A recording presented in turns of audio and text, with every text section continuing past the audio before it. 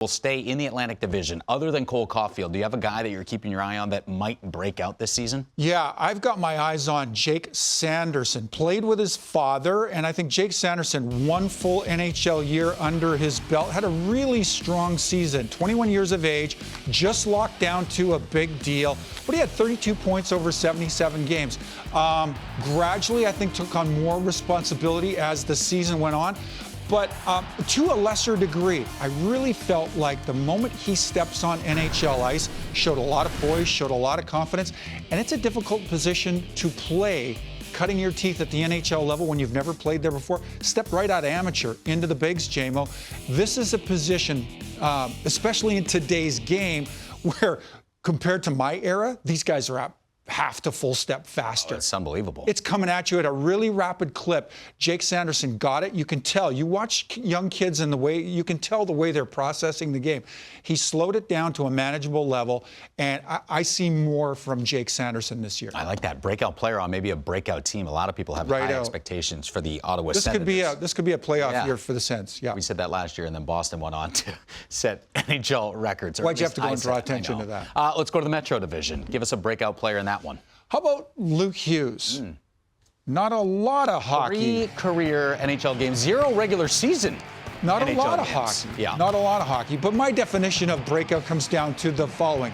No meaningful contribution last year, but you're going to get a measurable impact this year. And again, Luke Hughes is one of those guys, stepped onto the stage in a really prominent spot, these Stanley Cup playoffs, and inserted into a situation where his New Jersey Devils were kind of on their back, not kind of, they were on their back foot. I thought he looked really poised, thought he stepped in, did an admirable job. Yeah, made his share of defensive mistakes, misreads, but Luke Hughes to me seemed like a guy a little bit like Cale Makar, you know, steps right into the mix at a different time of year, even for the NHL, the postseason, but you can tell he knows this game well enough. He was able to make a measured impact. Yep. I think more from Luke Hughes, especially now. Consider this. Damon Severson comes out of the mix. Tom Fitzgerald and the Devils have moved on from Damon Severson. Surprised they didn't do it last year. But we can read the tea leaves and think, that might mean more responsibility for somebody like a Luke Hughes. All right, I have to correct myself. I said 0 regular season games, actually played in 2 of those, but they all felt like playoff games because of the way the Devils were rocking and rolling towards the end of last season. All right, I like that one. Luke Hughes in the Metro Division. How about the Pacific Division? Let's go all the way west. Give me a breakout guy. Quentin Byfield. I think a lot of people have been waiting a couple of years. Speaking on behalf of the big men, it takes the big men a little longer to develop. Why?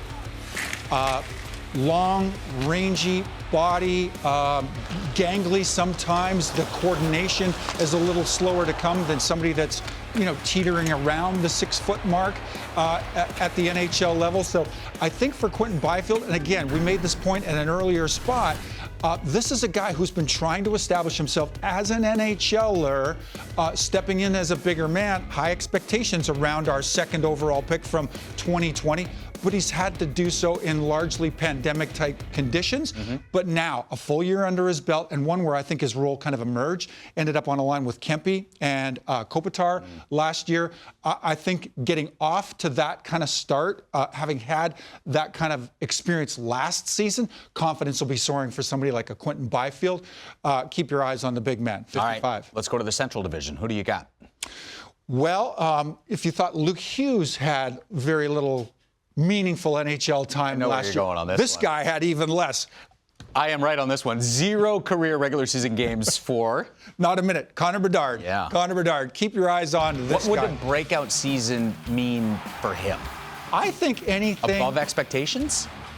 Are you asking me for a point total? No, or something I'm just saying, that? like a lot of people, when you say breakout, and this guy has not even broken into the NHL yet, are you saying, like a lot of people think 60 to 80 points for Conor Bedard on that team would be a good season? Are you thinking with of that? With a player his skill set, I think he could sleepwalk his way to 30 points. So I estimate that Conor Bedard should be in a range of north of 50 points, which I think would be a solid breakout season for a young player like this, especially on a roster like the Chicago Blackhawks. But they bring in a Taylor Hall, a guy that can drive tempo and really drive a line. I think he and Bedard will work well together, assuming those two patrol as a tandem this year. But Jamo, 143 points over 57 games. In the Western Hockey League, that by comparison is a little bit more defensive than the other two leagues, the Ontario and the Quebec combined. A little grittier, but 143 points over just 57 games. He's got an explosive stride. He's got a shot that is really, really, I think, rare to see at that level and quite this way. But I think he comes in with an NHL-ready shot and release. This will be an interesting rookie year for Conor Bedard, assuming health and all these other factors. I think you're going to see a real pop from this young man. I think breakouts and impact can be interchangeable in this conversation.